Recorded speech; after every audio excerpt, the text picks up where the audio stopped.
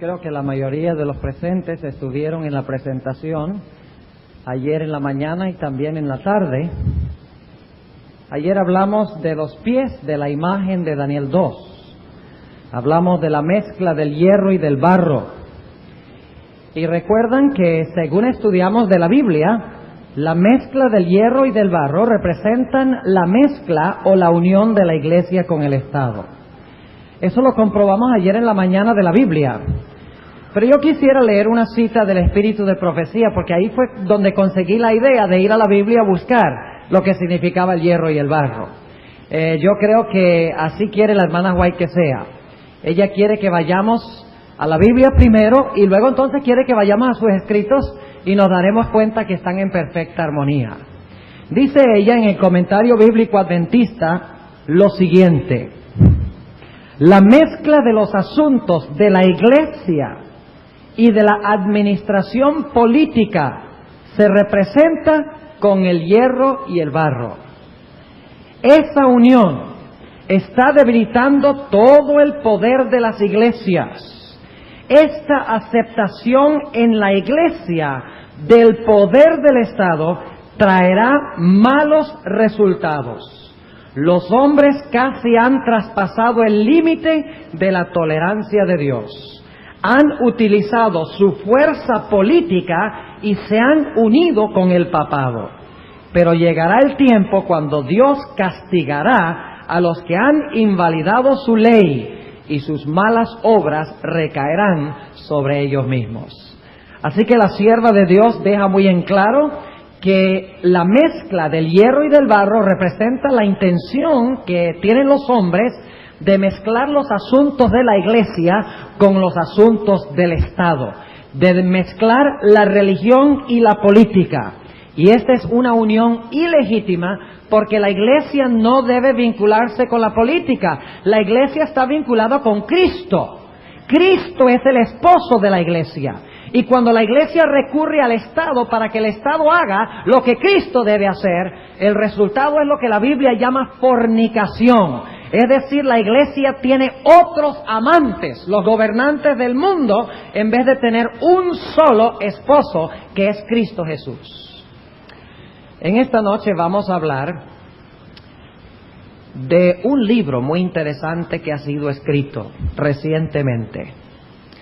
Y vamos a hablar de un poder que existe hoy en el mundo que tiene mucho más fuerza de lo que nosotros nos imaginamos. Porque nosotros solamente podemos ver la superficie de los movimientos mundiales. Nosotros no somos capaces de escuchar lo que pasa en las reuniones secretas. No somos capaces de ver las deliberaciones que se realizan entre los grandes magnates del mundo. Pero en esta noche vamos a hablar un poquito de lo que está pasando más allá de lo que ven nuestros ojos. Y vamos a hablar de un sistema mundial que está cobrando una fuerza increíble, casi imperceptible. Pero antes de hablarles de ese libro en esta noche, y antes de ir a la Biblia para comparar lo que dice la Biblia con relación a ese libro, yo sé que nosotros tenemos un buen grupo aquí de personas que no son miembros de la Iglesia Adventista del Séptimo Día. Y yo quiero decirles que la Iglesia Adventista del Séptimo Día aprecia y ama a cada uno de los que no pertenecen a esta iglesia. Y Dios les ama. La Iglesia Adventista cree que en todas las iglesias hay hijos e hijas sinceros de Dios. Creemos que en todas las iglesias hay personas cuyas vidas se han convertido al Señor y por lo tanto son verdaderos hijos y verdaderas hijas de Dios. Ahora yo quisiera en esta noche decir esas palabras porque debo advertirles que en esta noche vamos a hablar algunas cosas bastante fuertes.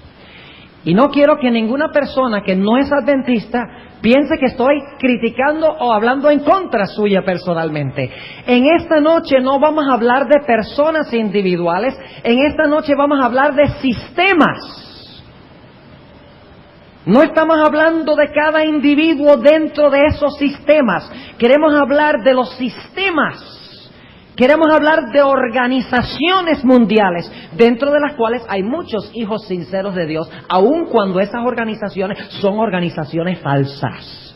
Así que es muy posible que esta noche, como resultado de lo que hemos hablado, sientan que ha sido un poco fuerte, algunos se sentirán posiblemente sorprendidos, pero recuerden que Dios siempre nos da sus advertencias porque nos ama y porque quiere que sigamos la verdad del Señor. Antes de entrar a hablar un poco de este libro en esta noche, yo quisiera hablarles un poquito en cuanto al peligro de especular en cuanto a la Biblia. Ustedes saben que cuando Saddam Hussein se levantó en contra de Kuwait y las fuerzas aliadas se unieron para atacar a Irak, inmediatamente aparecieron en la prensa, aparecieron cantidades de libros escritos por autores religiosos, diciendo: estamos cerca de Al-Armagedón. Esto es una señal de que Armagedón pronto se va a realizar en el Medio Oriente. Es una señal de que allá en el Valle de Megido se va a realizar esa gran guerra final. Aparentemente, cada vez que hay una crisis en el Medio Oriente, aparecen grandes cantidades de libros diciendo que ese es el cumplimiento de una profecía bíblica. Sucedió después de 1948, cuando fue establecido el Estado de Israel. Aparecieron cantidades de libros por parte de evangélicos y autores religiosos diciendo: ve, Israel ha sido establecido en armonía con las profecías. Después de la guerra de 1967, la famosa guerra de los 7 días, cuando Israel reconquistó el área al oriente de Jerusalén, donde se encuentra el lugar en que estaba construido el templo, aparecieron cantidades de libros más diciendo: no ves, se estableció el templo, se están cumpliendo las profecías. Lo mismo cuando hubo la crisis de la gasolina, del petróleo, en los años 70, en los años tempranos de la década del 70, aparecieron cantidades de libros sobre el petróleo y la crisis en el Medio Oriente y la gran batalla de Armagedón. Parece que cada crisis en el mundo lleva a la gente a buscar en la Biblia esa crisis. Pero yo quiero decirles algo. Eso es un método falso de estudiar la Biblia. Es un método falso de estudiar la Biblia. Es falso ir a la historia y tratar de ir de la historia y buscar dónde eso se relata en la Biblia. El método correcto es ir a la Biblia y entender la Biblia y luego interpretar la historia. Porque los eventos que pasan en el mundo, nosotros si vamos a la Biblia para buscar esos eventos, siempre podríamos cometer errores. Pero cuando conocemos las profecías bíblicas al derecho y al revés, entonces podemos ir con certeza a la historia para buscar su cumplimiento. No es lo mismo ir de la Biblia a la historia que ir de la historia a la Biblia. Y por eso muchas iglesias están consiguiendo cumplimiento de las profecías en todas partes. Porque están yendo a la historia y están diciendo: wow, mire lo que pasó allá, ¿dónde dice la Biblia eso? Y se ponen a buscar, y el que busca encuentra. Debemos, por lo tanto, dejar que la Biblia nos diga lo que va a pasar y no leer la Biblia a la luz de lo que está pasando en el mundo. Me gusta comparar esto con un patrón y un traje. Cuando un sastre va a hacer un traje para alguien, ¿qué usa? Usa un patrón, ¿verdad? Y el patrón generalmente es de papel y lo tiene las diferentes partes del traje. Cuando él mira el patrón y usa el patrón, ¿qué puede hacer él? El traje. ¿O es que el sastre primero hace el traje y después mira el patrón? ¿Ah? ¿Es así que el sastre trabaja? Él dice: mira, lo primero voy a hacer el traje y después entonces voy a mirar si el traje está bien hecho en relación con el patrón. Claro que no, eso es ridículo. Primero va el patrón y usa el patrón y entonces fabrica el traje. Así es la profecía y la historia. Ir de la historia a la profecía es lo mismo que ir del traje, que es el cumplimiento, al patrón. Es preferible primero leer el patrón y entender el patrón e interpretar el patrón. Y cuando entendemos el patrón, entonces vamos a entender cuál es el cumplimiento histórico. ¿Entiende lo que estamos diciendo? Y en la iglesia adventista ha habido intérpretes que se han equivocado. Entre aquellos que se equivocaron estuvo un gran hombre, y no quiero criticarlo personalmente ni quiero que ustedes sientan que fue un mal hombre. Fue un gran hombre y fue un gran intérprete de las profecías bíblicas. Su nombre, Urias Smith. Se equivocó. En su interpretación de Daniel 11, el rey del norte, de lo cual vamos a hablar Dios mediante mañana en la noche. Él, en su época, Turquía estaba en las noticias. Y Turquía queda allá al pie del río Éufrates.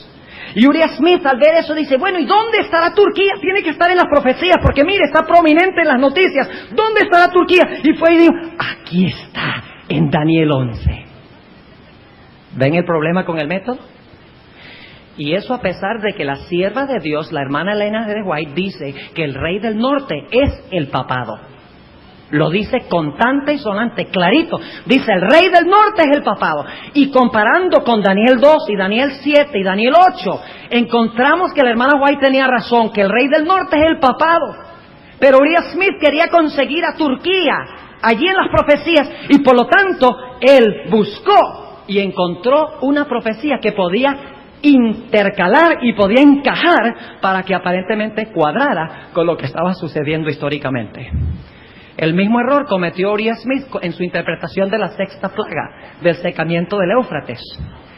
Él, en su libro sobre Daniel y Apocalipsis, escribió en los años 1870, escribió de que el Éufrates allá, literal en Turquía, se iba a secar para que los chinos y los japoneses y los orientales pudieran venir para luchar contra el Israel literal en Palestina. Porque Turquía estaba en las noticias. Turquía era prominente y había que conseguir a dónde hablaba la Biblia de Turquía. Es un error, repito nuevamente, buscar en la Biblia lo que está sucediendo en el mundo. Primero entendemos la Biblia, primero interpretamos la Biblia, primero comprendemos las profecías y luego entonces vamos a la historia para ver cómo cuadra la historia con la Biblia, no la Biblia con la historia. ¿Entienden lo que estamos diciendo? Es muy importante. Y si no hacemos esto, vamos a caer en tremendos errores de interpretación bíblica. Ahora ustedes dirán, bueno, pastor, entonces, ¿por qué usted nos va a hablar de este libro en cuanto a este hombre que habla del nuevo orden mundial? ¿Por qué va a hablar de todo lo que está pasando históricamente para establecer el nuevo orden mundial? ¿Acaso usted quiere entonces decirnos que este libro que relata lo que está pasando en el mundo se encuentra en la Biblia? No, eso no es lo que estoy haciendo esta noche, porque ya yo estudié en la Biblia lo que la Biblia dice del nuevo orden mundial y sencillamente este libro confirma lo que está en la Biblia. ¿Hay alguna diferencia? Y esta noche les voy a relatar qué es lo que dice el libro. Y luego vamos a ir a la Biblia y vamos a comprobar que antes que se escribiera el libro era el mismo panorama que Dios había dado. El idéntico panorama. Pero antes de que yo leyera el libro de Malachi Martin, o antes de que yo leyera cualquier libro sobre lo que está pasando en el mundo, primero fui a la Biblia para ver qué era lo que decía Dios que iba a pasar en el mundo. Y entonces cuando leí el libro yo me quedé maravillado y dije, óigame, qué interesante este libro. Este libro dice exactamente lo que dice el conflicto de los siglos. Exactamente lo que dice Apocalipsis, pero empecé con la Biblia, empecé interpretando la Biblia y eso es lo que vamos a hacer en esta noche. Pero quiero empezar hablándoles de este libro muy interesante que ha sido escrito recientemente. Es un libro escrito por un sacerdote, ya no es sacerdote, un sacerdote jesuita, es jesuita todavía, pero no es sacerdote, se ha dedicado ahora a escribir, pero todavía es muy, muy católico. Y no un católico común y corriente, es norteamericano, pero es un católico raro porque es muy, muy conservador. Generalmente los católicos en los Estados Unidos son muy liberales, no les gusta que se les dicte qué deben hacer. La Iglesia Católica, por ejemplo, enseña de que no se debe practicar el aborto. Los americanos dicen, si queremos practicar el aborto y la anticoncepción, la Iglesia Católica no nos puede decir que no lo hagamos, porque vivimos en una sociedad libre. No así con Malachi Martin. Martin es conservadora hasta los huesos y cree en la autoridad indisputable de la Iglesia Católica y específicamente del obispo de Roma, del Papa Juan Pablo II. Malachi Martin, el escritor de este libro, tiene una línea directa de comunicación con el Papa. Es un amigo personal de Juan Pablo II y se comunica regularmente con él. Así que lo que él está escribiendo no lo está escribiendo de su imaginación, No lo está escribiendo porque lo investigó en un libro aquí y otro libro allá. Lo está escribiendo porque él mismo ha consultado y ha hablado personalmente con Juan Pablo II y con otros teólogos católicos y cardenales católicos de grande importancia en el mundo. El título del libro, que creo que no está en español todavía, está en inglés, pero yo voy a compartir algunas ideas básicas con ustedes durante el resto de esta semana. Un libro grande de unas 700 páginas. El título del libro es Las llaves de esta sangre. Y les voy a explicar por qué es importante ese título. Las llaves de esta sangre. Y luego tiene un subtítulo. El subtítulo dice, las llaves de esta sangre.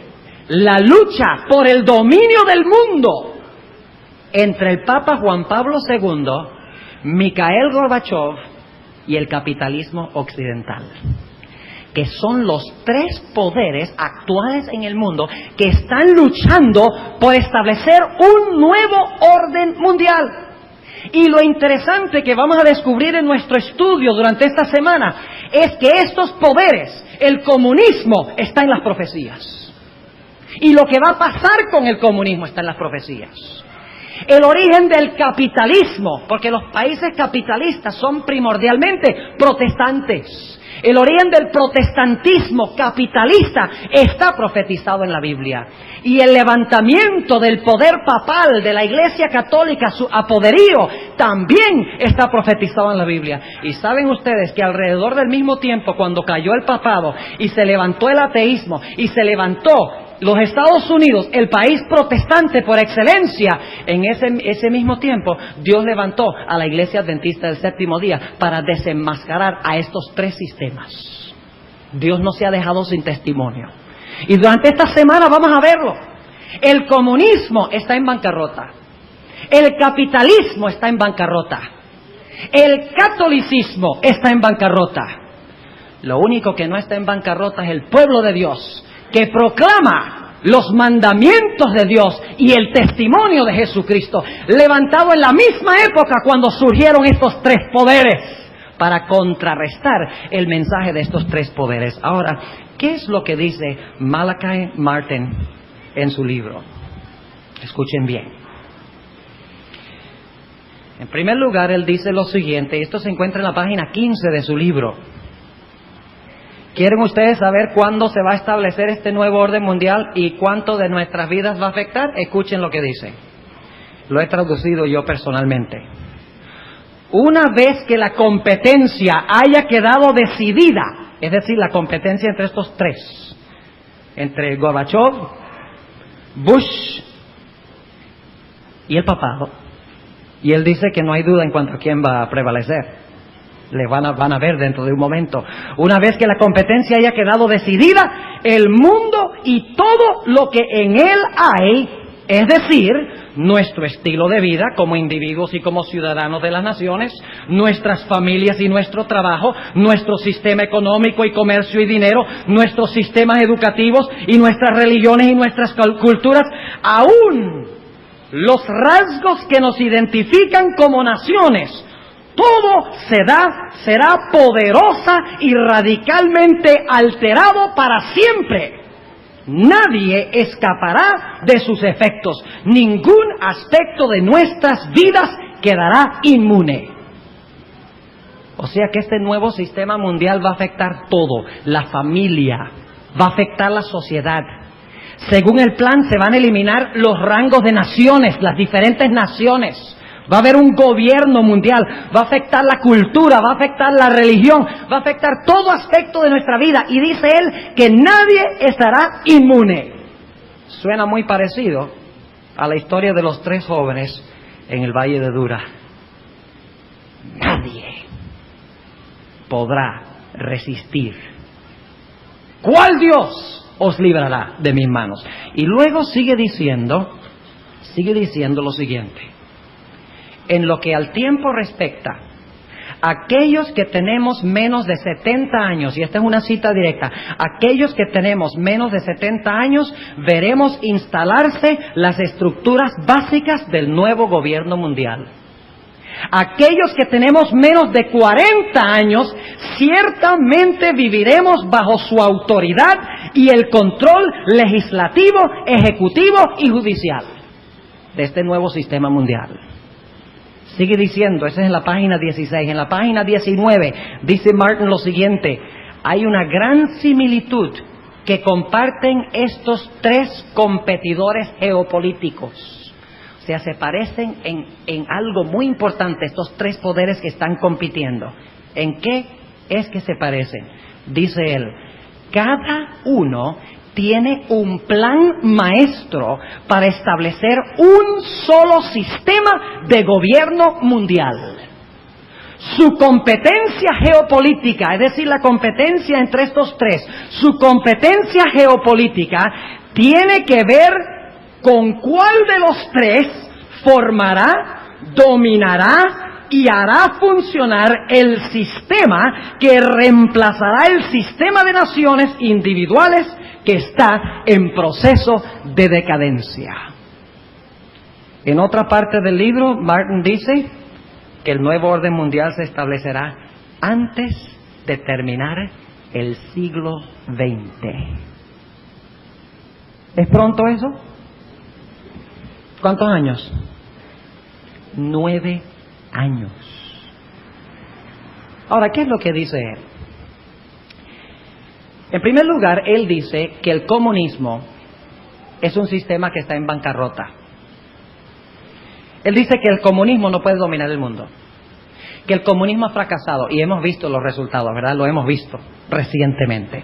Y el papado mucho tuvo que ver con la caída de Europa Oriental. Específicamente, el comienzo fue en Polonia. Y de Polonia se regó a las otras naciones del bloque oriental. Pero él dice que el comunismo está en bancarrota. ¿Por qué?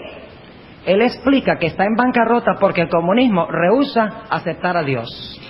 Niega la existencia de Dios. Y por lo tanto, donde no existe un Dios, no hay moral. No hay principios morales. Porque Dios es el que da su ley. Y si no existe Dios, no hay principios morales que restringen y que guían a la sociedad. Además de eso, dice él, el hombre anhela creer en Dios. Y por eso en los países comunistas hay muchedumbre de gente que creen y aman a Dios. La mayoría de los ciudadanos confiesan un Dios y creen en Dios, anhelan a Dios y están dispuestos de sufrir por Dios. Él dice, porque el comunismo niega a Dios y no tiene ninguna base moral, no confiesa ninguna ley, por eso en el comunismo es perfectamente aceptable matar y mentir y hacer todo ese tipo de cosas. Él dice que como el comunismo no reconoce a Dios, está en bancarrota. Luego pasa a hablar del capitalismo occidental o del protestantismo y critica mucho la separación entre la iglesia y el Estado, dicho sea de paso. Él dice que no debe existir una separación de la iglesia y del Estado en los Estados Unidos. Dice que esto es lo que ha traído la maldición a los Estados Unidos.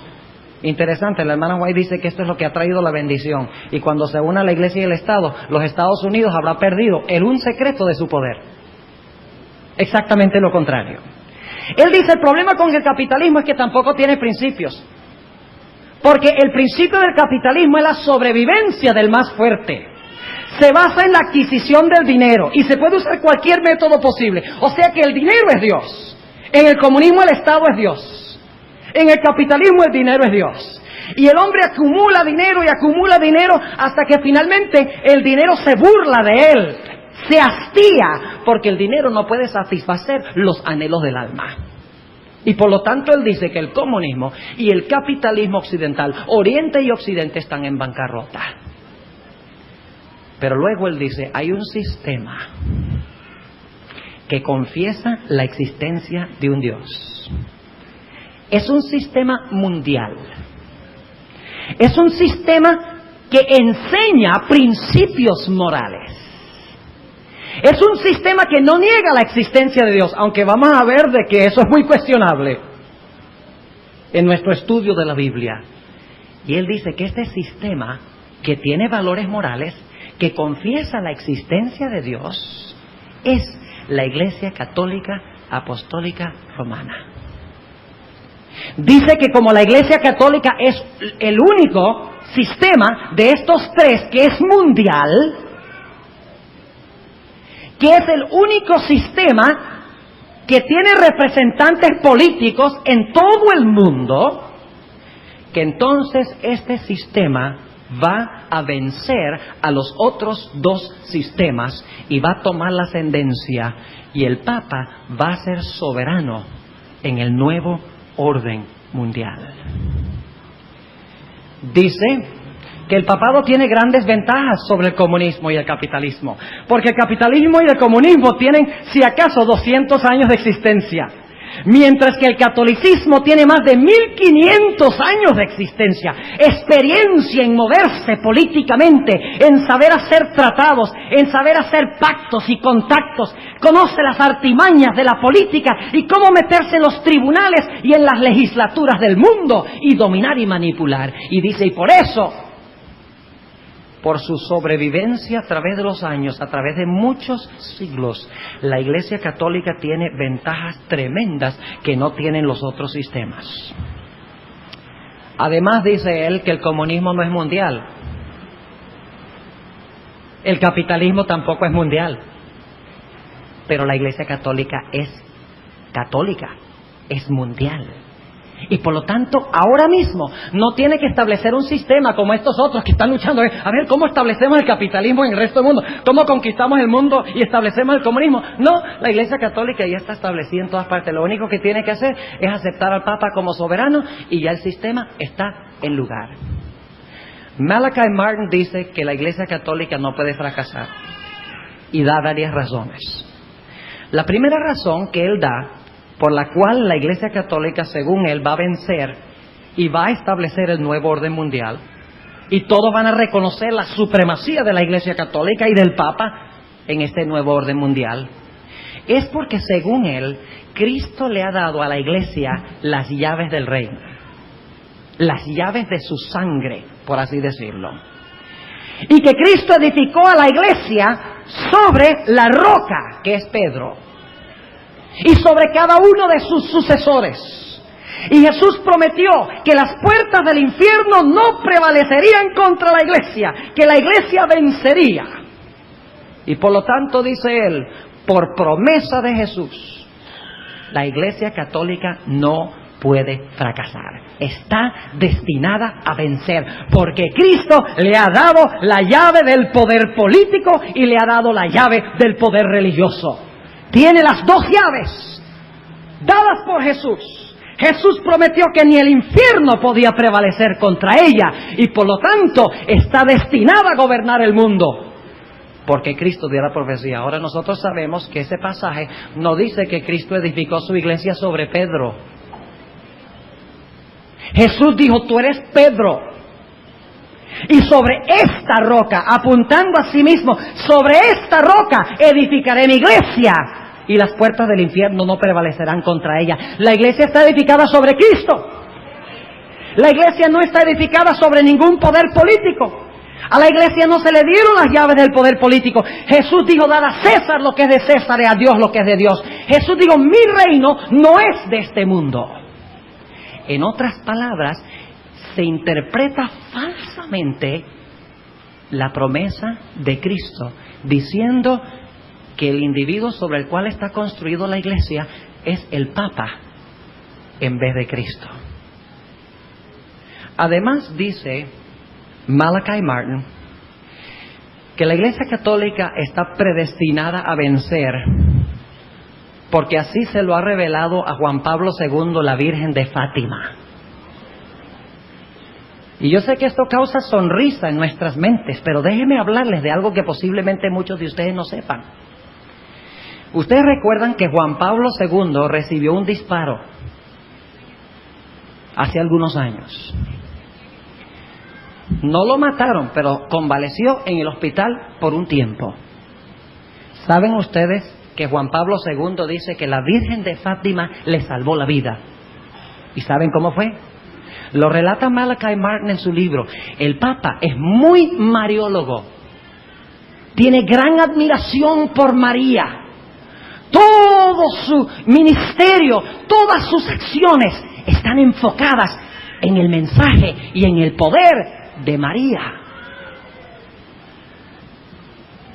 En esa ocasión, cuando el Papa estaba andando en su carro, el Papa vio una pequeña niña, y está en los videos, vio una pequeña niña que tenía un collar con una Virgen de Fátima en el collar. Y el Papa, cuando vio a la pequeña niña, se agachó para abrazarla y darle un beso. Y en el instante mismo en que se agachó para besar a esa pequeña niña, vinieron los disparos.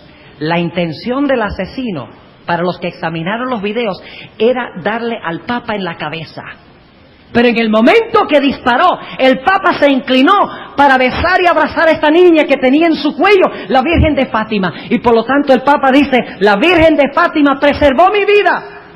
Tiene un destino para mí. Y él está convencido de que ese destino es establecer el nuevo orden mundial. ¿Saben ustedes que Juan Pablo II dice que ha tenido visiones de la Virgen de Fátima? Ustedes recuerdan el episodio de la Virgen de Fátima, 1917, en Portugal. Ella reveló un secreto que no se podía revelar, sino hasta el momento propicio. Le preguntaron a Juan 23, ¿es el tiempo de que tú reveles el secreto de la Virgen? Juan 23 dijo, no ha llegado el tiempo. Le preguntaron a Pablo VI, ¿ha llegado el tiempo para revelar el secreto de la Virgen de Fátima? No ha llegado el tiempo. Le preguntaron a Juan Pablo II, ¿ha llegado el tiempo para revelar el secreto de la Virgen de Fátima? Juan Pablo II dijo, sí, es tiempo de revelarlo. El secreto es que el papado va a establecer un nuevo orden mundial en este mundo, y la Iglesia va a controlar la economía, la política y todos los aspectos individuales y de naciones en el planeta Tierra muy pronto. Además, él dice que la Iglesia Católica es muy adaptable. La Iglesia Católica es una iglesia que puede ser distinta dependiendo del país donde está. Por eso la sierva de Dios dice que es como un camaleón. La hermana White dice que la Iglesia Católica es como un camaleón. Dependiendo del país donde está. Por ejemplo, Juan Pablo II viajó al Brasil hace algunos años. Y es el Papa de los viajes, ¿verdad? Es el Papa geopolítico. Ha visitado a la Iglesia Anglicana, ha visitado a los patriarcas de la Iglesia Ortodoxa Oriental, ha visitado la sede de los luteranos, ha visitado la sede de los anglicanos, ha visitado los animistas en el África, ha visitado los obispos en México, ha ido a Nicaragua. ¿Dónde no ha ido? Y no ha sido por razones religiosas solamente, ha sido por razones políticas. Porque él está convencido, según Malachi Martin, de que él es un papa del destino que establecerá el nuevo orden mundial. Un camaleón que dependiendo de dónde está, cambia color, se adapta a las circunstancias. No es como la Iglesia Adventista, que es igual en todas partes. Cuando el Papa fue al Brasil, tuvo entrevistas con gente que practicaba vuduismo, y ¿saben ustedes lo que dijo? Digo, no hay ningún problema, si esa es la costumbre local de ustedes, practiquen el vuduismo, pero tengan cuidado de los excesos.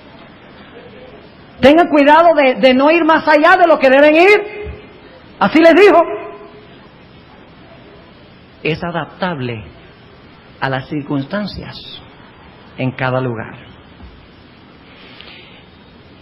Este libro menciona por nombre a los adventistas del séptimo día. Dice Malachi Martin que el Papa está personalmente observando con mucho cuidado a la Iglesia Adventista, y menciona también otras iglesias y los considera potenciales enemigos en su establecimiento del nuevo orden mundial. Ahora nos preguntamos,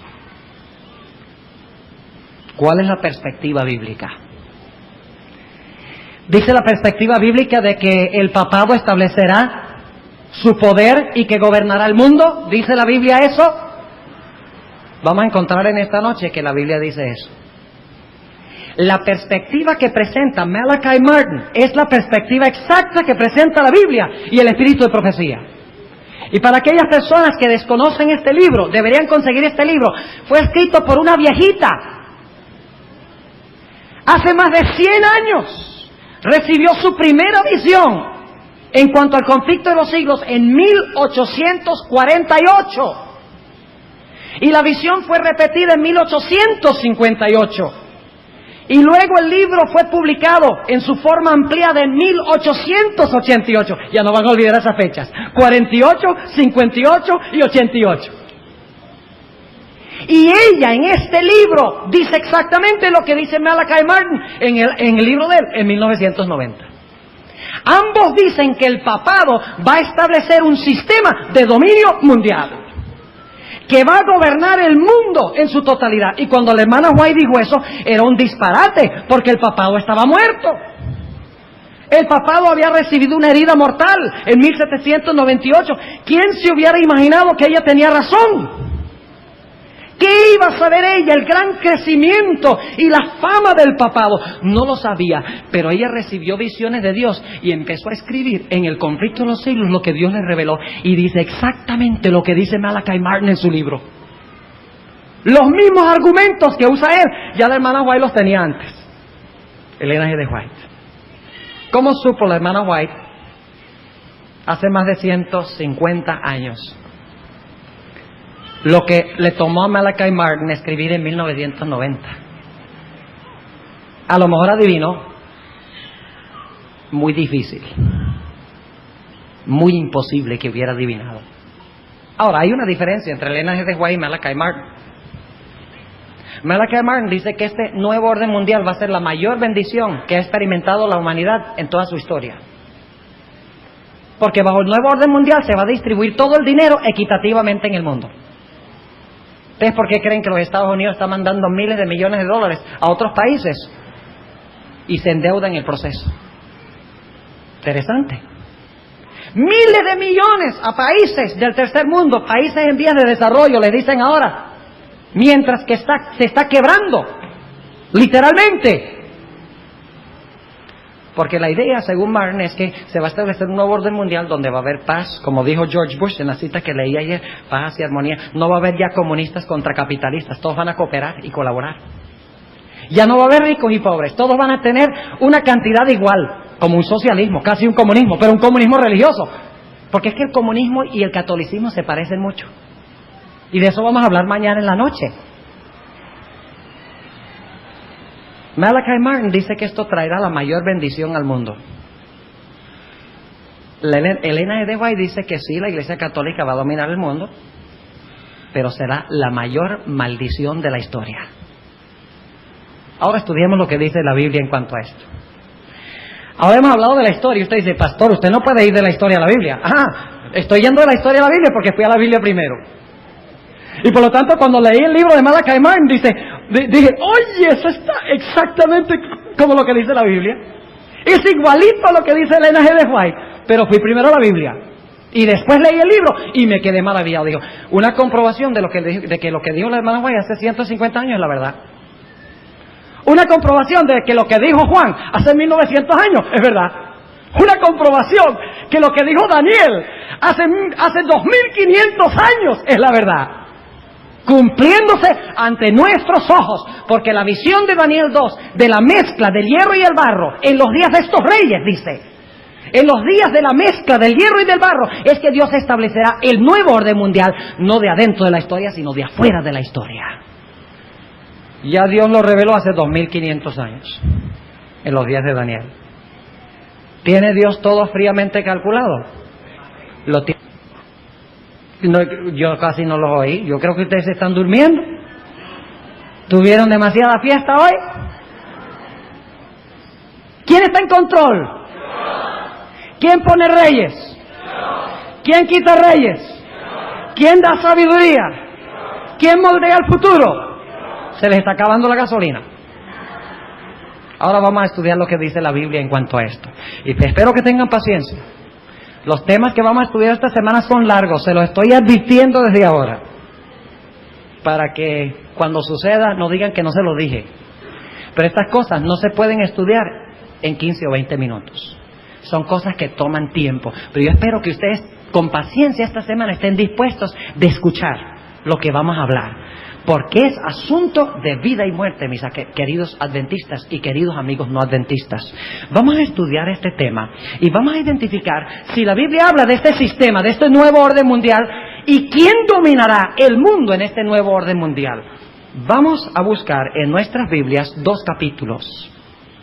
Vamos a buscar Daniel el capítulo 7 y vamos a buscar Apocalipsis el capítulo 13. Daniel el capítulo 7 y Apocalipsis el capítulo 13. Y vamos a ir en primer lugar al libro de Daniel. Libro de Daniel el capítulo 7. Y voy a repasar aquí algo que estudiamos. Vamos a repasar aquí algo que estudiamos. La cabeza de oro es lo mismo que el qué, que el león. ¿Y qué gobierno representa? Babilonia. El pecho y los brazos de plata son lo mismo que el qué, que el oso. ¿Y representa cuál potencia mundial? Medo-Persia. El vientre de bronce y el leopardo de Daniel 7 representan qué gobierno o qué imperio? Grecia. Las piernas de hierro y el dragón de Daniel 7, o sea, la bestia terrible de Daniel 7, representa a Roma ¿qué? Roma política o Roma secular. Muy bien. Y luego entonces, ahora vamos a poner un momentico aquí las fechas. ¿Cuál fecha tenemos aquí con Roma papal? ¿En qué fecha se levanta? En el año 538. ¿Y cuándo se terminó de dividir Roma política? Roma política, ¿cuándo se terminó de dividir en 10? En el año 476. Muy bien. Se dividió el hierro, se dividió en el 476 y se establecieron los 10 dedos de los pies, la mezcla. ¿De acuerdo? Ahora, con eso en mente, vamos a leer en Daniel 7, Daniel el capítulo 7, vamos a hablar de la bestia en esta noche y vamos a hablar del cuerno pequeño. Noten lo que dice en Daniel el capítulo 7 y el versículo 24. Daniel 7 y el versículo 24. Dice lo siguiente, y quiero que noten el panorama que tenemos en el pizarrón. Y los 10 cuernos significan que de aquel reino se levantarán 10 reyes. ¿De cuál reino se levantarán 10 reinos? De Roma pagana se iban a levantar ¿cuántos reinos? ¿Y en qué fecha pasó eso según los historiadores? En el año 476 fue que el imperio terminó de fragmentarse. ¿En cuántos reinos? En 10 reinos. Ahora noten, y los 10 cuernos significan que de aquel reino se levantarán 10 reinos. Y ahora noten lo que sigue diciendo. Y tras ellos, ¿qué significa eso? Tras ellos. Después de ellos, muy bien, tras ellos, es decir, después de ellos se levantará otro, el cual será mayor que los primeros y a 3 reyes derribará. Déjenme preguntarles esto, ¿el cuerno pequeño se levanta después de qué fecha?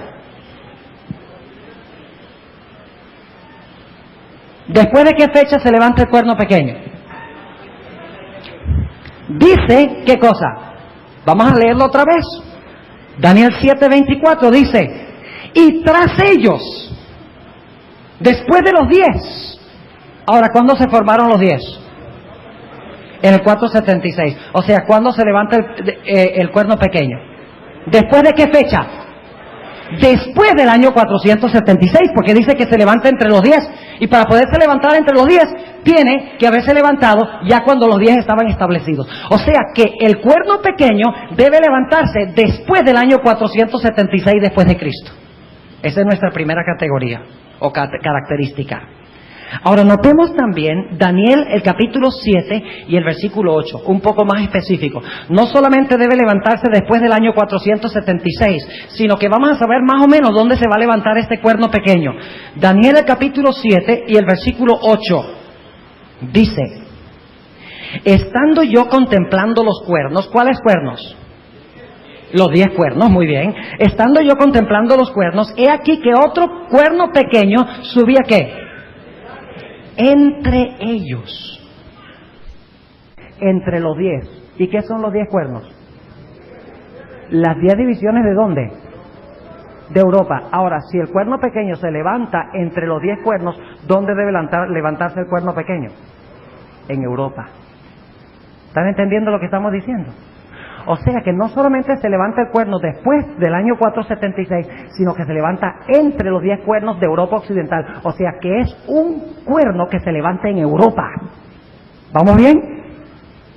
Ahora, ¿qué más podemos ver? Noten Apocalipsis 13, y vamos a brincar de Apocalipsis 13 a Daniel 7, y vamos a brincar un poquito de aquí para allá porque describen lo mismo. Apocalipsis el capítulo 13. Y vamos a ver lo que se nos dice en el versículo 1. ¿De dónde se levanta esta bestia? Dice en Apocalipsis 13:1, y yo me paré sobre la arena del mar, y vi una bestia subir ¿de dónde? Subir del mar. ¿El cuerno pequeño se levanta de dónde? La bestia que tiene el cuerno pequeño se levanta del mar. Lean Daniel 7 y el versículo 2. Dice que 4 bestias se levantaron del mar, lo cual significa que el cuerno pequeño se levanta de la cabeza de la bestia que se levantó del mar. ¿Qué representa el mar en la Biblia? El mar en la Biblia representa muchedumbres. Lean, por ejemplo, Isaías 17:12 y lean Apocalipsis 17:15. Y dice claramente que las aguas, el mar, representa muchedumbres. O sea que el cuerno pequeño se iba a levantar a donde había mucha ¿qué? Donde había mucha gente después del 476 y en Europa Occidental. ¿Vamos bien? Ahora notemos otra característica. ¿A dónde se encuentra el cuerno pequeño? ¿A dónde está el cuerno pequeño? ¿Viene volando del cielo? ¿Viene de repente el cuernito solito y aparece en la historia? ¿Dónde está el cuerno? ¿De dónde sale? ¿Sale de la cabeza de dónde? Del dragón. ¿Y qué representa el dragón? Ahora escuchen bien. El dragón representa Roma pagana, lo mismo que las piernas de hierro. Lo cual significa que el cuerno pequeño se levanta ¿de dónde? De Roma política. O sea que va a ser un poder romano. ¿Entienden lo que estamos diciendo? Un poder que se levanta en Roma. ¿A dónde se va a levantar el cuerno pequeño? ¿Después de qué fecha? ¿En qué región del mundo? En Europa. ¿De acuerdo? ¿Vamos bien? Ahora sigamos estudiando. Vamos paso a paso. Noten lo que dice Daniel 7 nuevamente, y mantengan un dedo en Apocalipsis 13 y mantengan un dedo en Daniel 7 porque vamos a estar brincando de aquí para allá. Dice en Daniel el capítulo 7 y el versículo 24 que este cuerno hace algo. Dice, y los 10 cuernos significan que de aquel reino se levantarán 10 reyes o 10 reinos, y tras ellos se levantará otro, es decir, después que los 10 reinos se establecen, se levanta otro, el cual será mayor que los primeros, ¿y a qué? Y a 3 reinos derribará. O sea que cuando el cuernito se levanta es chiquito primero, es un cuerno pequeño, pero dice que llega a ser mayor que los otros. O sea, de pequeño se vuelve ¿qué? Se vuelve más grande que los compañeros. Y dice que cuando se levanta, arranca ¿qué? Debe arrancar 3 reinos que se encuentran ¿dónde? En Europa. ¿Vamos bien? Estamos estudiando de la Biblia. No vamos a mirar allá al Medio Oriente. Olvídense del Medio Oriente. Vamos a estudiar lo que dice la Biblia.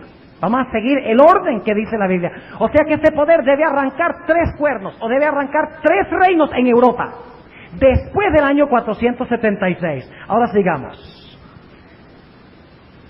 Daniel 7:21. Daniel 7 y el versículo 21.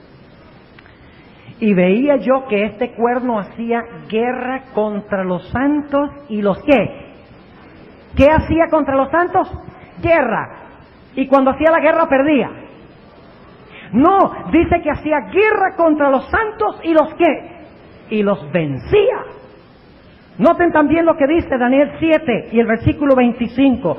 Daniel 7 y el versículo 25 dice, y hablará palabras contra el Altísimo y a los santos del Altísimo quebrantará. O sea, este sería un poder que iba después del 476, un poder romano, un poder en Europa Occidental, un poder que arrancaría 3 de las naciones de Europa. Iba también a hacer ¿qué cosa?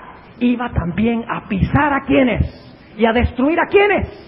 Iba a destruir a los santos de Dios durante este periodo, después del 476. ¿Vamos bien? No les he dicho quién es todavía, porque al final les voy a preguntar a ustedes quién es, basado sobre las características. Ahora, noten también lo que dice Daniel 7 y el versículo 25. Otra característica, dice, y hablará ¿qué? Palabras contra el Altísimo. ¿Qué palabras habló contra el Altísimo? Noten Apocalipsis 13. Apocalipsis el capítulo 13. Mis hermanos, tenemos que tener una razón para nuestra fe. Debemos poder explicar esto a la gente. Cuando se establezca el nuevo orden mundial, ¿qué vamos a decir? Yo no sé si es de Dios o si no es de Dios. No podemos hacer eso. Tenemos que poder dar una razón de nuestra fe, y razones sólidas. Noten Apocalipsis el capítulo 13. ¿Qué son las palabras que habla en contra del Altísimo? Dice en el versículo 5 de Apocalipsis 13, y le fue dada boca que hablaba grandes cosas y ¿qué? Blasfemias. ¿Qué son las grandes cosas que habla el cuerno? ¿Qué habla la bestia? ¿Qué es lo que habla? Blasfemias. ¿Qué es blasfemia? Vamos a dejar que la Biblia lo explique. Vamos a buscar San Marcos 2:7. San Marcos el capítulo 2 y el versículo 7. San Marcos el capítulo 2 y el versículo 7. Ustedes recuerdan que Jesús sanó a un paralítico. Pero antes de sanarlo, Jesús dijo, tus pecados te son perdonados. Ahora, ¿qué pasó cuando Jesús dijo eso? Capítulo 2 y el versículo 7. Noten de San Marcos. Decían, ¿por qué habla este así? Blasfemias, dice. ¿Quién puede perdonar pecados sino solo Dios? ¿Qué es blasfemia? Es cuando un hombre pretende tener poder ¿de qué? De perdonar pecados. Ahora busquemos otro texto, porque hay otra explicación de lo que es blasfemia. No solamente es cuando un hombre terrenal dice yo puedo perdonar pecados, sino hay otra característica. ¿Quién es el único que puede perdonar pecados? Vamos a leer San Juan 10. San Juan el capítulo 10 y el versículo 30 al 33. San Juan 10 y el versículo 30 hasta el versículo 33. Noten lo que dice aquí. San Juan 10, 30 al 33. Jesús dijo en el versículo 30, yo y el Padre una cosa somos. O sea, el Padre y yo, uno somos. Estamos a un nivel de igualdad, dijo Jesús. ¿Y qué pasó? ¿Qué hicieron los judíos? Versículo 31. Entonces volvieron a tomar piedras los judíos para apedrearle, cuando Jesús dijo que era igual a su Padre. Respondióles Jesús, muchas buenas obras os he mostrado de mi Padre. ¿Por cuál obra de esas me apedreáis? ¿Por qué me quieren apedrear? Dice Jesús. Respondieronle los judíos diciendo, por buena obra no te apedreamos, sino por la blasfemia y porque tú siendo hombre te haces Dios. ¿Qué es blasfemia? Es cuando un hombre pretende que tiene el derecho ¿de qué? De perdonar pecados. ¿Y qué es cuando un hombre pretende ser qué? Dios. Jesús sí podía pretenderlo porque Jesús es Dios. Pero cuando un hombre que no es Cristo pretende perdonar pecados y pretende ser Dios, eso, según la Biblia, es que blasfemia. Así que este poder que se levanta en Europa después del 476, en Roma, que arranca 3 cuernos, debe ser un poder también que pisa a los santos, un poder que pretende tener el poder de perdonar pecados y que pretende tener a Dios en la tierra. ¿Vamos bien? Ok, sigamos estudiando. Dice en el capítulo 7 de Daniel, volviendo otra vez, estamos dando un montón de razones bíblicas, claras, no especulación. Daniel el capítulo 7 y el versículo 25 nuevamente, dice, y hablará palabras contra el Altísimo, y a los santos del Altísimo quebrantará, y pensará, escuchen bien lo que dice eso, pensará, no dice que cambiará, dice pensará, en mudar los tiempos y la ley. ¿Qué iba a hacer este poder? Iba a pretender tener el derecho ¿de qué? De cambiar la ley. O sea que para saber quién es este cuerno pequeño debemos buscar un poder que pretendió haber cambiado la ley de Jehová. No les he dicho quién es todavía, ¿verdad? ¿Sospechan ustedes quién es? ¿Tienen sospechas? No les voy a decir todavía. Ustedes me van a decir al final quién es. ¿Quién es este poder que menciona la Biblia? El cuerno pequeño, la bestia. La Biblia tiene una descripción de quién es y lo ubica en la historia. ¿Ven lo importante que es el historicismo? La mayoría de las iglesias dicen, no, ese cuerno pequeño es un anticristo que se va a levantar en Jerusalén después que los santos han sido raptados al cielo. Y entonces no hay dónde ubicarlo en el flujo de la historia, ¿ve? El historicismo dice, pasó esto, luego esto, luego esto, luego esto, y entonces se levantó el cuerno. Sabemos exactamente dónde se levanta en la historia el cuerno. Porque ha caído Babilonia, ha caído Medo-Persia, ha caído Grecia, ha caído Roma política, o sea, dividido en 10 reinos, y de los 10 reinos apareció el cuerno pequeño. Sabemos exactamente dónde buscarlo en el flujo de la historia. ¿Entienden lo que estamos diciendo? Sigamos estudiando las características. Pretende cambiar la ley, pisa a los santos y dice que va a gobernar por cierto periodo de tiempo. ¿Cuánto tiempo? Daniel 7 y el versículo 25. Y hablará palabras contra el Altísimo y a los santos del Altísimo quebrantará y pensará en mudar los tiempos y la ley y entregados serán en su mano. ¿Quiénes serán entregados en su mano? Los santos y ¿qué más? La ley.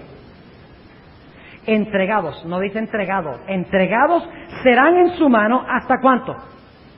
Tiempo y tiempos y la mitad de un tiempo. ¿Cuánto tiempo es eso? Cuando Nabucodonosor se volvió loco, ¿qué dijo Dios? ¿Pasará qué? 7 tiempos sobre ti. Así que, ¿qué quiere decir un tiempo? Un año. ¿Cuántos días tiene un año? 300. El año bíblico tiene 360. ¿Pueden ustedes comprobar eso bíblicamente? ¿Lo pueden comprobar? ¿Alguien aquí puede comprobar que el año bíblico tiene solo 360? Porque cuando ustedes estén dando un estudio bíblico, alguien va a decir, mi calendario tiene 365, mi hermano, no 360. Liquidado. Tenemos que poder explicarlo.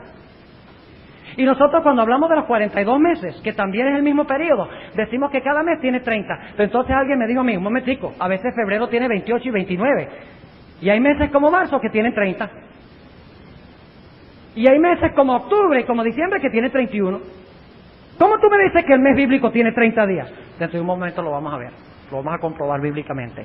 Ok, tiempo son 360 días, acéptenlo por fe por ahora. Tiempos, no dice 2 tiempos, dice tiempos, no hay problema, sabemos que son 2, ya se los voy a demostrar. Tiempos son 2 años. ¿Y cuántos son 2 años? 360 por 2, ¿cuánto es? 720. Y luego dice medio tiempo, ¿qué es medio qué? Medio año, ¿cuánto es eso? 180. Sumen, ¿cuánto nos da? 1260 ¿qué? 1260 días. Y alguno dice que son días, no dice que son años. ¿Cuántos de ustedes, si se van a ir para Nueva York y van a pasar 3 años y medio, dicen a sus hijos, hijos, los veré dentro de tiempos y la mitad de un tiempo?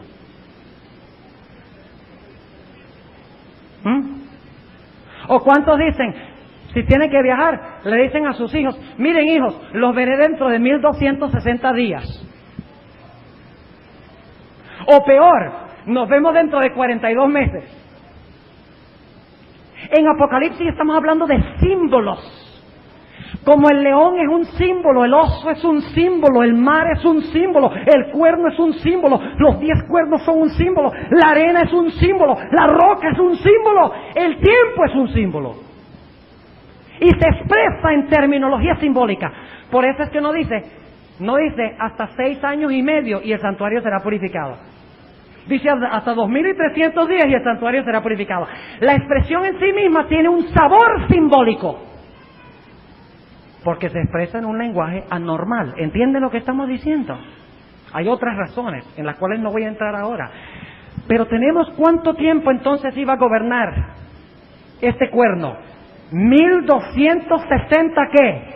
Óigame, años. ¿Y tenía que empezar a gobernar después de qué fecha? Déjenme decirles que no hay muchos poderes de los cuales escoger. Que gobernaron después del 476 por 1260 años. No hay mucho de qué escoger, pero todavía no le voy a decir quién es. Ahora vamos a hablar Vamos a hablar de el mes bíblico. ¿Quieren hablar un momento del mes bíblico? ¿Quieren que les muestre bíblicamente que el mes tiene 30 días? Vamos a hacerlo. Vamos a Génesis. Y estamos haciendo un corto desvío para explicar este aspecto, pero es muy importante porque tenemos que tener en claro el tiempo. Noten, Génesis el capítulo 7. Génesis el capítulo 7 y el versículo 11. Y voy a anotar esto en la pizarra. Génesis 7 y el versículo 11. Dice lo siguiente. En el año 600 de la vida de Noé. ¿El año qué? El año 600. ¿En el mes qué? En el mes segundo. ¿Y en el día qué? 17 fue que comenzó el diluvio. ¿Cuándo comenzó el diluvio? Comenzó el diluvio en el año 600 de Noé, en el mes segundo y el día 17. Ahora vamos a buscar Génesis 8, Génesis el capítulo 8 y el versículo 3 y 4. Y quiero que capten algo muy interesante aquí. Génesis 8 y el versículo 3 y el versículo 4. Y tornáronse las aguas de sobre la tierra, esto es hablando ya después del diluvio, después que cayó el agua, y tornáronse las aguas de sobre la tierra, yendo y volviendo, y decrecieron las aguas al cabo de ¿cuánto tiempo? ¿Cuánto tiempo pasó hasta que decrecieron las aguas? 150 días, vamos a ponerlo acá. ¿Cuánto tiempo pasó desde que empezó el diluvio hasta que las aguas decrecieron? 150 días. Pero ahora leamos el versículo 4. Y reposó el arca en el mes que, bueno, es todavía el año 600. ¿En el mes qué? En el mes séptimo. ¿Y en el día qué? En el día 17. Ahora quiero preguntarles, del mes segundo al mes séptimo, ¿cuánto hay? ¿Cuánto tiempo hay? ¿Cuántos meses hay entre el mes segundo y el mes séptimo? 5 meses. Pero dice que los 5 meses son ¿cuántos días? 150 días. Dividan 5 entre 150 y ¿cuánto les da? 30. ¿Entendieron? Ahora ustedes dirán, ¿no hay más evidencia? Claro que sí hay más evidencia. Vamos a buscar Deuteronomio 21:13. Deuteronomio, el capítulo 21 y el versículo 13. Está hablando del periodo de luto. Está hablando del periodo de luto. Deuteronomio 21 y el versículo 13. 21:13. Dice lo siguiente. Y se quitará el vestido de su cautiverio y quedarás en tu casa. Y llorará a su padre y a su madre el tiempo de ¿cuánto? ¿Cuánto es el luto? 1 mes. Pero ahora leamos cuánto tiempo fue el luto con Moisés. Deuteronomio 34:8. Deuteronomio capítulo 34 y el versículo 8. ¿Cuánto debía durar el luto según acabamos de leer? 1 mes. Pero noten cómo se expresa aquí en Deuteronomio 34:8 con Moisés. Dice lo siguiente. Y lloraron los hijos de Israel a Moisés en los campos de Moab. ¿Cuánto tiempo? 30 días. ¿Cuántos días tiene el mes bíblico? Tiene 30 días el mes bíblico. Y usted dice, bueno, ¿y cómo sabemos que el año bíblico tiene 12 meses? Sencillo. Lo dice claramente en Primera de Reyes 4:7. Anoten eso. Primera de Reyes 4:7 dice que hay 12 meses. Inclusive, si quieren saber los nombres de los 12 meses, en Primera de Crónicas 27, 1 al 15, están los nombres de los 12 meses. En Primera de Crónicas 27, 1 al 15. Entonces, cuando dice que gobierna por 1260 años o días, ¿cuánto equivale eso en meses? ¿Cómo harían? 1260 entre cuánto? Si son 1260 días y ustedes quieren saber cuántos meses son, ¿por cuánto lo divide? Por 30. ¿Cuánto les da? Acepte por fe que les da 42 meses. Ahora vamos a Apocalipsis 13. Apocalipsis el capítulo 13. Y noten cuán precisa es la Biblia. Dios usa diferentes expresiones. Apocalipsis el capítulo 13 y el versículo 5. Apocalipsis 13:5 dice lo siguiente. Y le fue dada boca que hablaba grandes cosas y blasfemias, y le fue dada potencia de obrar ¿cuánto tiempo? 42 meses. 1260 días y 42 meses es lo mismo. Y es lo mismo que tiempo, tiempos y la mitad de un tiempo. Dios de 3 formas nos ha demostrado el mismo periodo de tiempo y sale precisamente igual. 1260 años. O sea que este poder iba a gobernar ¿cuánto tiempo? 1260 años. Otro detalle interesante en cuanto a este poder es que este poder iba a depender sobre las proezas y la grandeza del hombre. Porque dice que el cuerno pequeño, en Daniel 7:8, dice que el cuerno pequeño tenía ojos como ojos de ¿qué? Ojos de hombre. En Apocalipsis dice que tiene número de hombre. Y en 2 Tesalonicenses se le llama hombre de pecado. Interesante. Ahora, ¿qué representan los ojos en la Biblia? Lean Efesios 1:18. No podemos leer todos los textos, pero se los voy a dar para que los puedan leer. Efesios 1:18 dice que los ojos representan sabiduría. ¿Qué representan los ojos? Sabiduría. Por ejemplo, cuando ustedes están luchando con un problema matemático y como que no me llega, de repente lo resuelven. ¡Ya vi la luz! ¿Usan esa expresión? ¡Ya vi la luz! En la graduación, ¿qué animal se encuentra en las tarjetas de graduación? ¿Cómo? El búho. ¿Por qué? Porque el que se está graduando es muy sabio y el búho tiene ojos bien grandotes. Los ojos representan sabiduría. Ahora, como son ojos de hombre, significa que este poder va a reposar y va a enseñar la sabiduría divina. ¿Sí? La sabiduría de Dios es lo que va a enseñar este poder. ¿Son ojos de qué? De hombre. Y recuerden que estamos hablando de símbolos. Son ojos de hombre. Y por lo tanto los ojos representan sabiduría. Significa que este sistema iba a enseñar como preceptos, mandamientos de qué? De hombres, tradiciones humanas. No sabiduría divina. Así que debemos buscar un poder o una iglesia que se basa sobre la sabiduría humana y no la sabiduría divina. Sigamos rápidamente. Dice que este poder se iba a sentar en el templo de Dios, haciéndose parecer Dios. 2 Tesalonicenses 2, 3 y 4. ¿Qué es el templo de Dios? ¿Qué es el templo de Dios? ¿El templo que se va a construir en Palestina? ¿Es el templo de Dios? Jesús dijo, vuestra casa os es dejada desierta, hablando con los judíos. No dijo, es mi casa. Antes de eso Jesús decía, mi casa será llamada casa de oración. Pero cuando los judíos rechazaron a Cristo, Jesús dijo, vuestra casa os es dejada desierta. Pero dice que aquí, que este cuerno pequeño, o esta bestia, se sienta en el templo de Dios y se hace parecer Dios. ¿Qué es el templo de Dios? ¿Saben ustedes qué es el templo de Dios? El templo de Dios es la iglesia. ¿Qué dije yo? ¿El templo de Dios es qué? Y ustedes dicen, ¿dónde dice eso en la Biblia? Vamos a Efesios 2. Ahora vamos a ver una cosa tremenda. Muchos creen que el anticristo va a ser un blasfema ateo que se va a sentar en el templo de Jerusalén allá en Palestina. Pero ¿qué dice la Biblia? Estamos hablando de símbolos, ¿no es cierto? No está hablando de cosas literales, de templo literal. Está hablando simbólicamente. ¿Qué es el templo? Efesios 2 y empezando en el versículo 20. Edificados sobre el fundamento de los apóstoles y profetas. ¿Cuáles son los fundamentos del nuevo templo? ¿Piedras? No, apóstoles y profetas, siendo la principal piedra del ángulo, Jesucristo mismo. Y ahora escuchen el versículo 21. En el cual, es decir, en Cristo, en el cual, compaginado todo el edificio, va creciendo para ser un templo santo en el Señor. Y está hablando de la iglesia. Noten el contexto.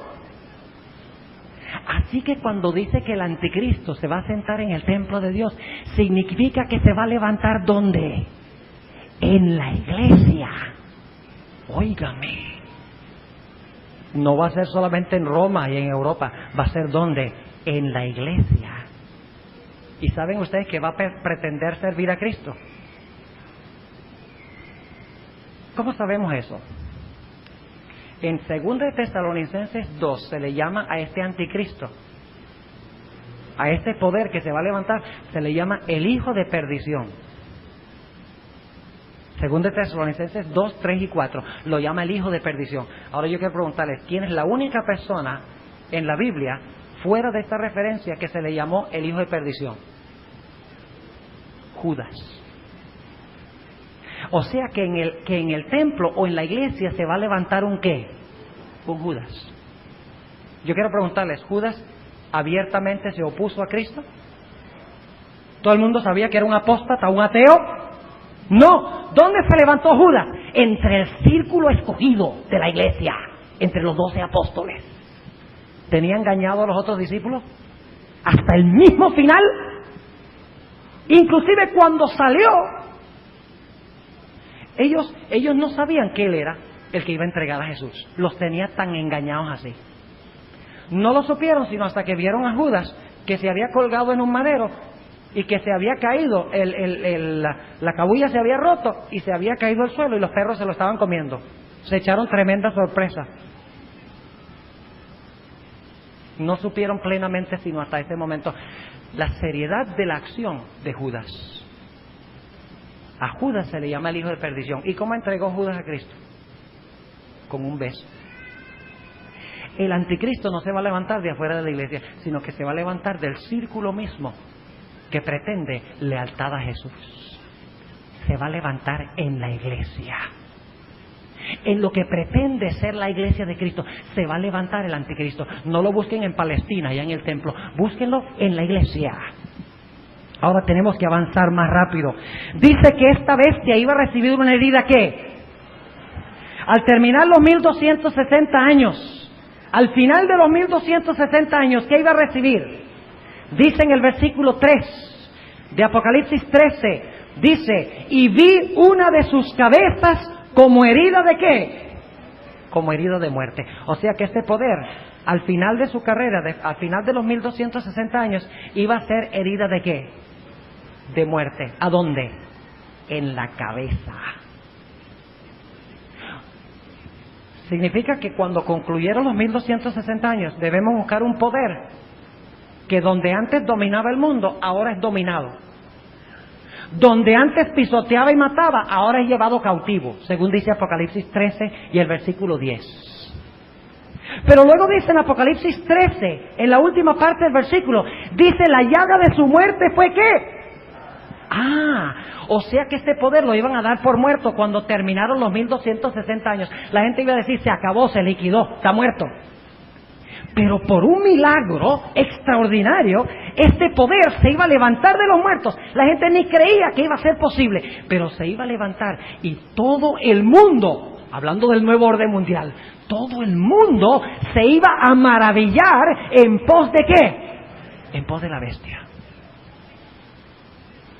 ¿Están empezando a captar el cuadro? Todavía no les he dicho quién es. Ya lo vamos a hacer dentro de un momento, no se preocupen. Un par de cosas más. La palabra anticristo no significa en el griego contra Cristo. La preposición griega anti significa en lugar de.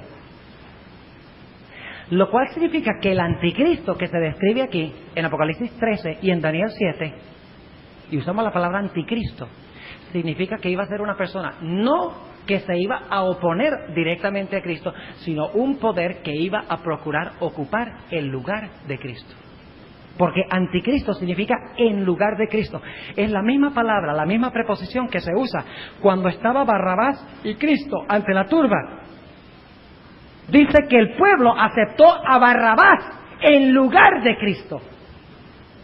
La misma preposición, en lugar de Cristo. Anticristos significa uno que procura ocupar el lugar de Cristo. Lo cual significa que el cuerno pequeño y la bestia debe ser un poder que pretende ser Cristo en la tierra. ¿Vamos bien? Además dice que tendría un número. ¿Cuál es el número que tendría? 666. Y es el número de su nombre. Vamos a leerlo. Apocalipsis 13. Apocalipsis 13, porque en la antigüedad la gente no tenía números. La gente escribía los números con letras.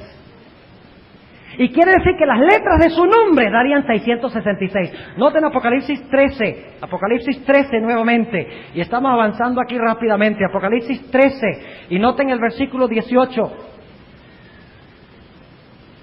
Aquí hay sabiduría. El que tiene entendimiento cuente el número de la bestia, porque es número del hombre y el número de ella, ¿qué cosa?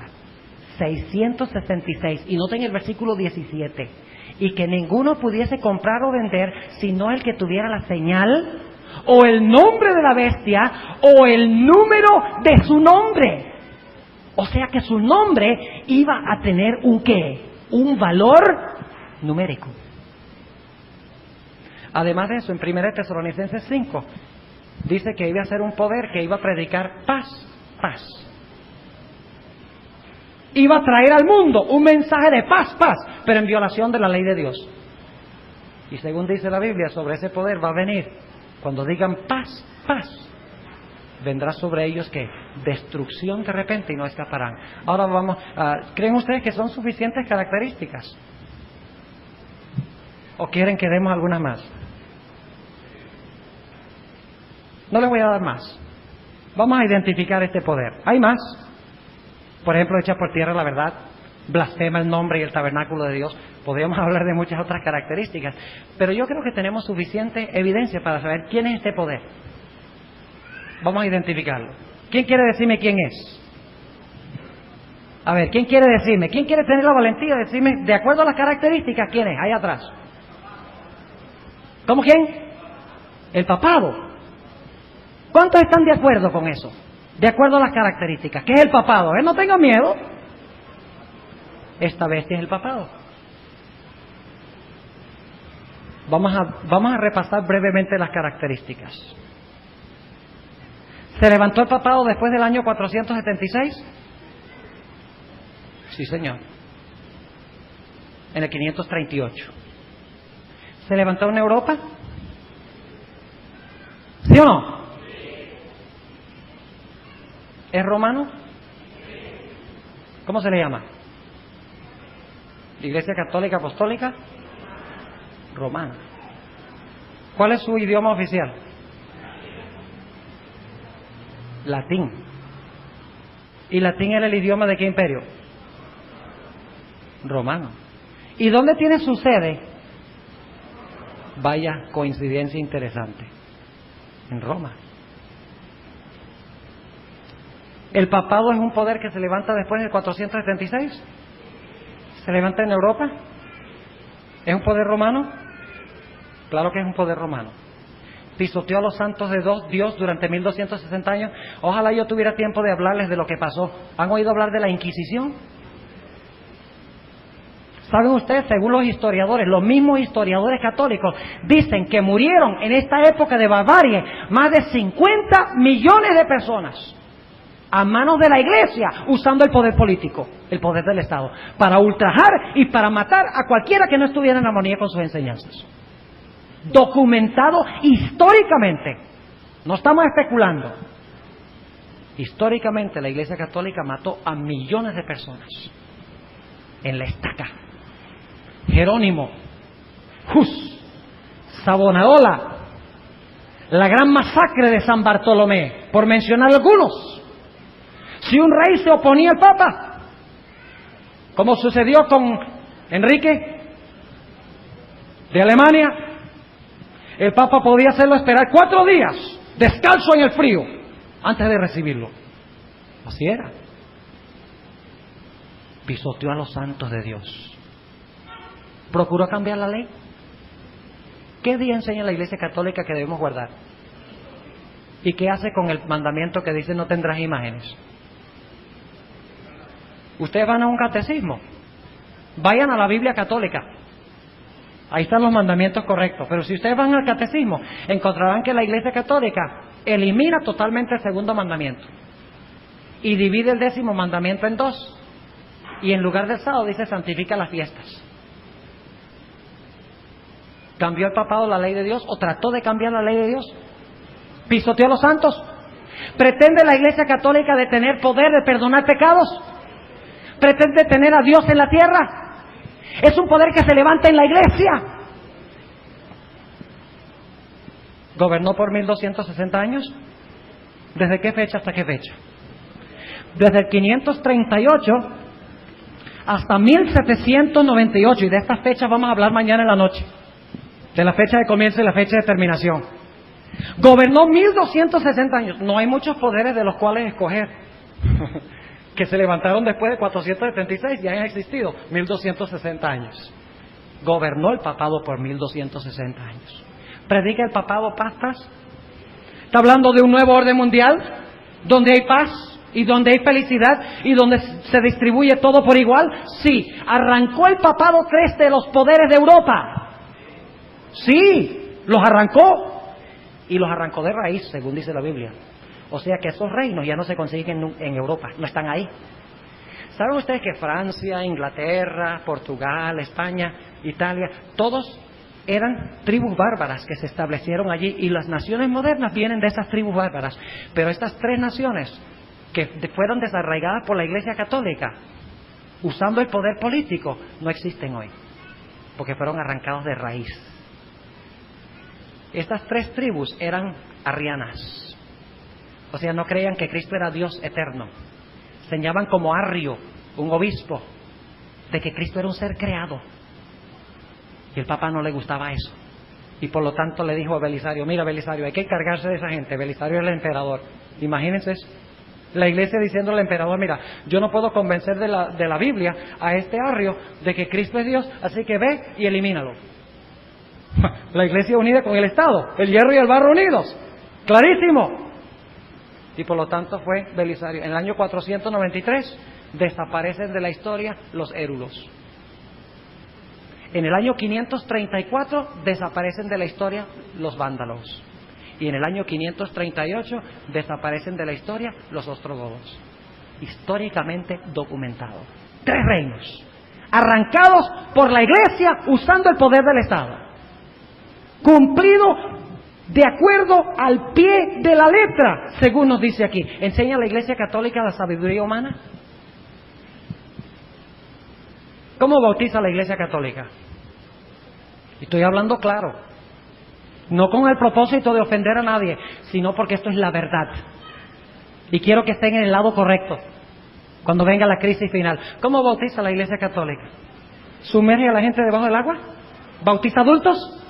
Bautiza bebés y echa un poco de agua bendita en la cabeza. La Biblia siempre habla de bautismo de adultos sumergidos debajo del agua.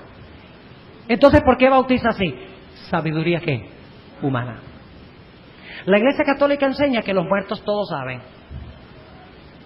Que cuando un individuo se muere, sale volando el alma y se va al cielo si fue buena, se va al infierno si fue mala y se va al purgatorio si fue medio mala o medio buena. ¿Dónde enseña la Biblia el purgatorio?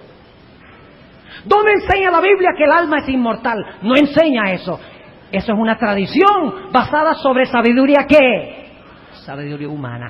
¿Dónde dice la Biblia que los sacerdotes deben ser célibes? ¿Lo dice? ¿Dónde dice la Biblia que debemos celebrar Día de los Muertos? Y podría alargar la lista. Tradición tras tradición tras tradición humana que no tiene ninguna base en la Sagrada Escritura. La Biblia lo dijo, que el cuerno tiene ojos como ojos de ¿qué? Como ojos de hombre. O sea que enseñaría no sabiduría divina, sino que enseñaría sabiduría humana. Ahora, ¿recibió el papado una herida mortal, sí o no? ¿En qué fecha? ¿Cómo es de calculado? En el 538 recibió el poder, en 1798 vino el general Berthier de Napoleón Bonaparte. Entró, bajó al Papa de su trono, de su cátedra, y se lo llevó prisionero a Francia, y el Papa murió en exilio. Ahora, es cierto que papas fueron llevados cautivos antes que esto. Varios papas fueron llevados cautivos, pero nunca con la intención de abolir el papado. Antes el propósito era concientizar al Papa para reformar el papado. Pero Napoleón mismo dijo, mi propósito en ir a sacar al Papa del Vaticano y traerlo a Francia es para que el papado sea eliminado de una vez por todas. Y murió en exilio. Y no se nombró un nuevo Papa sino hasta el año 1800, después de la Revolución Francesa. Y el papado durante muchos años No tenían ninguna ascendencia política ni religiosa en el mundo. ¿Cuánto ha cambiado eso? En los Estados Unidos ahora hay 60 millones de católicos. Increíble. En un país protestante no hay una iglesia protestante que tenga tantos miembros. Es más, yo me pregunto si el conjunto de los miembros de las iglesias protestantes alcanza la cantidad de miembros que tiene la iglesia católica. Y ha tomado promidencia el papado, como uno no se imaginaría, tal cual lo dice Malachi Martin. Y la Biblia dice que la llaga de su muerte iba a ser ¿qué? Curada. Estamos viendo eso. Sí, el anticristo ¿dónde está creciendo? ¿Dónde está el anticristo? En Roma. ¿Dónde busca la mayoría de la gente el anticristo? En Palestina. ¿Entienden lo que es la seriedad de buscar al anticristo donde no está? Si ustedes buscan al anticristo allá, en donde está Saddam Hussein, están mirando donde no es, porque la Biblia identifica que el anticristo se iba a levantar en Roma, no en Jerusalén, y que el templo es la iglesia, no el templo reconstruido en Jerusalén. Ahora hablemos brevemente del número. ¿Número de su qué? Número de su nombre. Y lo vamos a hacer brevemente en esta noche.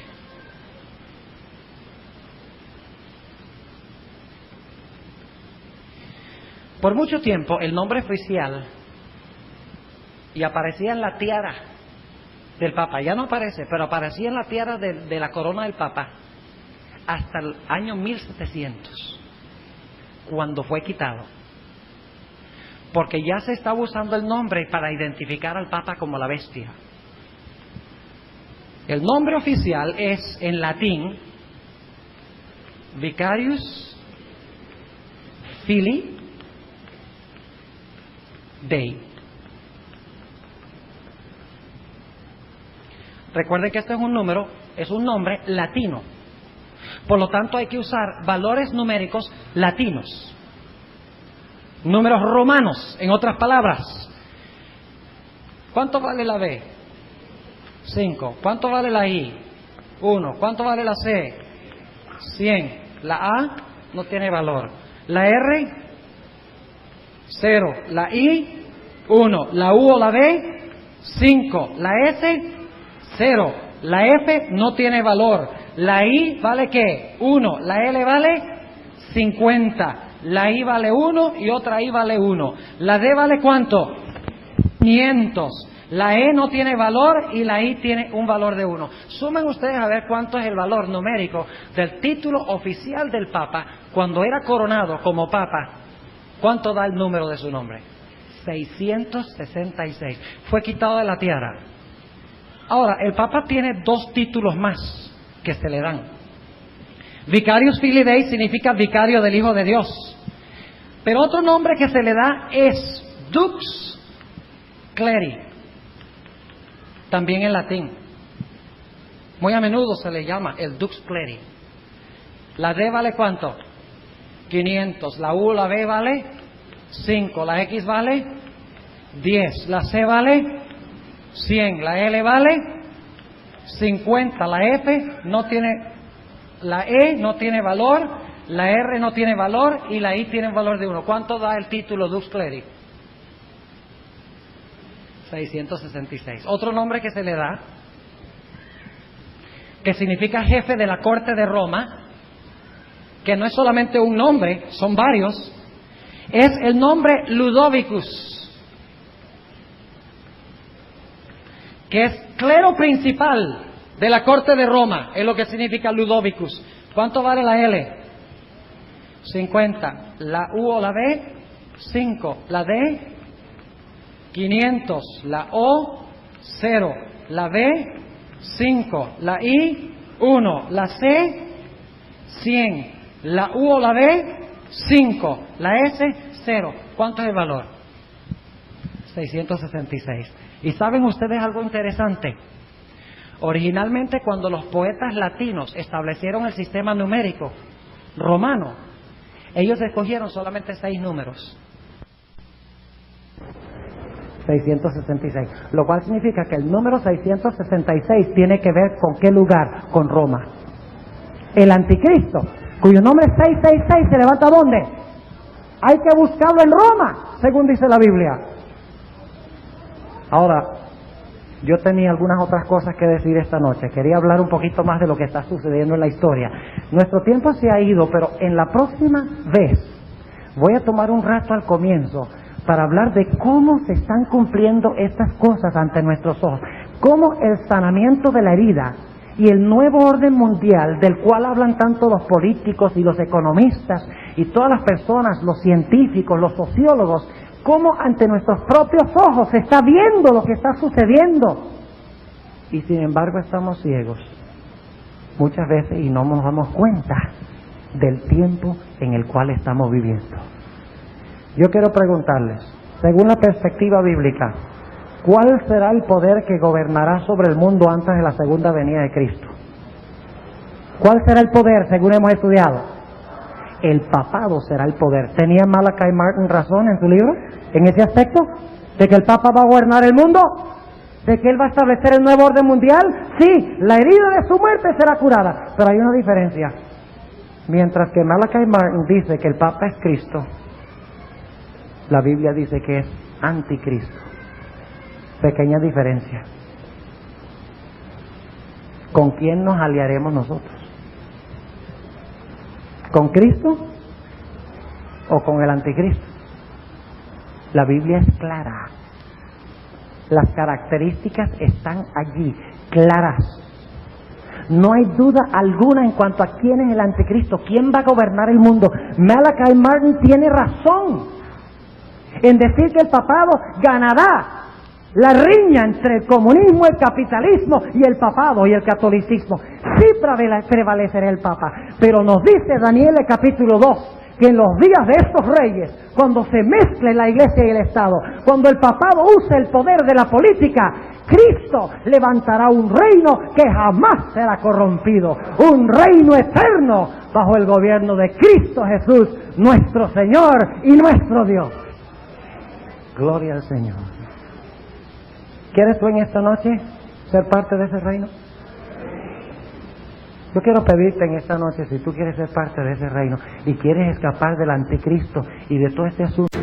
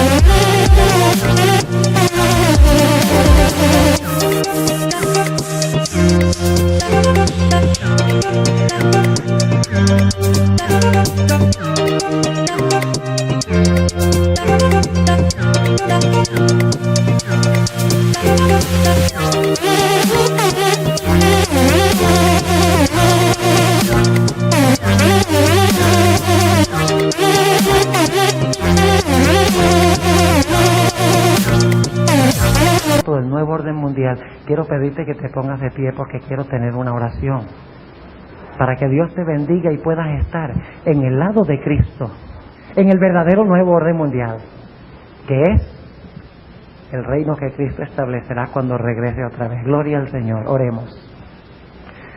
Amante Padre Celestial, te damos gracias porque nos has revelado tan claramente en tu palabra la identidad del anticristo.